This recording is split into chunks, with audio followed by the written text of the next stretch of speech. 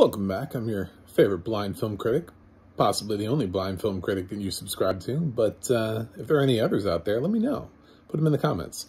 So I'm here with a review of a film that I don't think anybody cares about, but I reviewed it anyway. This is The Card Counter. It's on HBO Max. It's actually on HBO also, so no matter how you watch your HBO, how you get your HBO on, you can watch this. I don't know that I would tell you to watch this, but we'll get into that. So what is The Card Counter about? Well, first of all, it's Paul Schrader. You have to know that's probably one of the biggest reasons why people are interested in it, is because it's Paul Schrader who, if we're being really honest, he's hit or miss. But when he hits, like, he can hit out of the park. When he misses, he can also miss out of the park. Paul Schrader was the director that was famously attached to the Exorcist prequel that they did back in the early 2000s. And he wanted a cut of the film. He wanted a final cut, and they wouldn't give it to him. So they fired him and hired a different director who recut the film, and it became Exorcist the Beginning.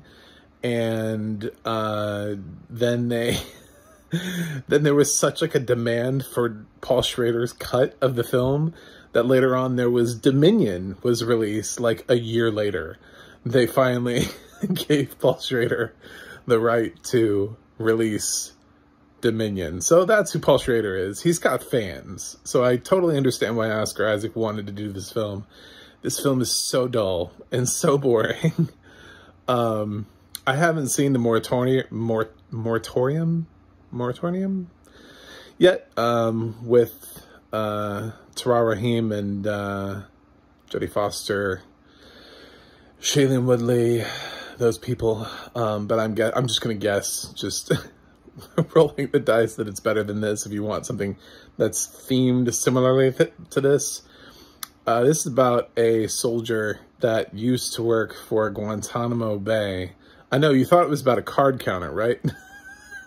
No, it was about a dude that used to work at Guantanamo Bay torturing people, who was following orders. He's upset over the fact that he got like 8 years. He got put away for like 8 years. And he's out now, and now he travels the country because I guess like during those 8 years, he got really good at cards. So that's where the card counter part comes in, is that he's traveling and he's doing Texas Hold'em, and he's getting into this, like, these games, and Tiffany Haddish is in this, and she's getting him into these games. It's a serious dramatic role for her, and she does a really nice job with it. Along the way, Oscar Isaac ends up picking up sort of I don't know how to describe his role. He picks up Ty Sheridan, who has like similar experiences and is interested in what Oscar Isaac is doing. So Ty Sheridan's in this. And then the other big name that you need to know is Willem Dafoe, who plays the guy that used to run, you know, the torture stuff at Guantanamo, who Oscar Isaac does not like, and I'm putting that strongly. So most of the film, it kind of jumps around through multiple timelines. This is not a film that follows any sort of logistical, natural timeline structure. It has multiple different points in time that you're going through. Sometimes he's writing in a journal in prison. Other times he's in prison, other times he's playing cards, sometimes he's at Guantanamo. It's just kind of this dude's story just bouncing around. And if I'm being honest, I was so bored. I watched this at home, obviously, because it was on streaming. Like, I mean, I suppose I could have taken my phone somewhere and just sat there with some headphones and just, like, listened to this out in a park somewhere. But I watched it at home, and I'm so bored that every time I needed to do something, like use the bathroom, one time I got up and made coffee, I didn't pause the movie. Like, this film was just so slow and boring, and I so didn't care that the couple times I got up like twice, and I took it like restroom breaks. I was like, hey, you know what? If I was in a movie theater, I wouldn't be able to pause the movie. So, which is true. Like when movie critics go to movie theaters, you know, sometimes they go to the bathroom. So they do miss parts of the movie and then they still write reviews. And not every single movie critic holds their bladder for the entire duration of every movie they've ever reviewed. That's a lie. So I'm openly admitting to the fact that I walked out of this movie twice and just left it running. And I had the ability to pause it, and I didn't, because I didn't want to make this go any longer than it already was. It's one of the most uninteresting films I've watched in a long time, which is a shame because it has an excellent cast. I have to say, this is a terrific performance by Tiffany Haddish. Of all the people I'm going to praise, you know, it's pretty natural to talk about how amazing Oscar Isaac is, but he's so amazing. This performance doesn't even come close to being great Oscar Isaac. This is like mediocre Oscar Isaac. Like, his career is full of so many astoundingly amazing roles at this point. Like, things that he's absolutely killed, that to see the card counter, I was just like, whatever. You know? Ty Sheridan has been better. I mean, he was better in Mud. He had more to do. He doesn't really have much to do. And Willem Dafoe doesn't have much to do here either.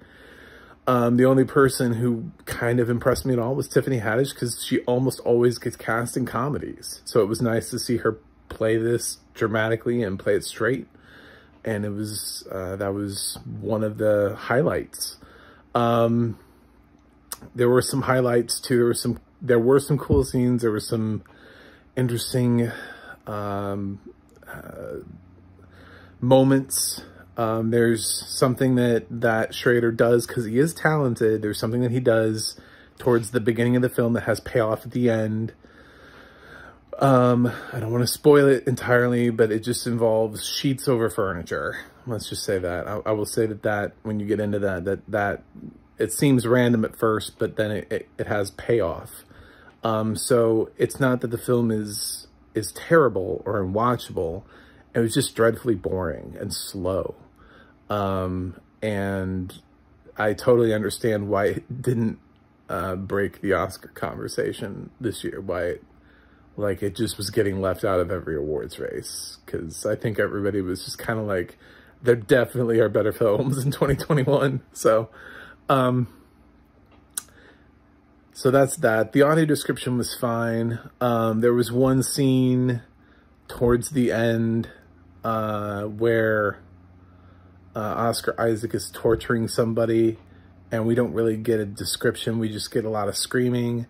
And I'll just say that I was left with the idea of not knowing whether or not we were just not getting the description of torture, or whether or not it was a cutaway, like whether or not it was a specific choice, which is unusual because this is Media Access Group, which almost always makes consistently great audio description, and Adrienne Barbeau did a great job with the description, but it was just kind of an odd choice that we didn't get. We got kind of like this scene is happening, and then you just get to hear somebody screaming for a while. I don't know if a visual audience saw some stuff, or if it was cut away, or if the camera panned to something else. I don't know. I have no idea. I kind of felt like maybe we were supposed to see something and we didn't see any, and we just didn't get a description of what horrifying atrocities were being put to screen. But then again, they went over some of the violence that went through Guantanamo. So I don't necessarily know why they would have held back on that scene. The film is rated R for graphic violence, and I was thinking maybe that would be the scene to do it. It feels like the scene, but I don't know. So that's not even a question I can answer, because I don't know what was on the scene. I don't know what was on the screen because I'm blind.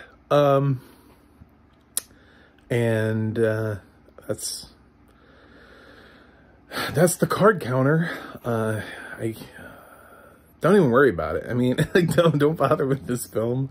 I'm not gonna give it like a. I mean, I've seen far worse movies than this, but man, this is boring. It should be edited out. Make sure you've got some strong caffeine. This movie doesn't really go anywhere. It definitely does not do anything with the Texas Hold'em plot. I mean, that's just there. That's there to kind of rope you in, because I feel like if you knew it was a drama about Guantanamo Bay, people would be like less interested in it.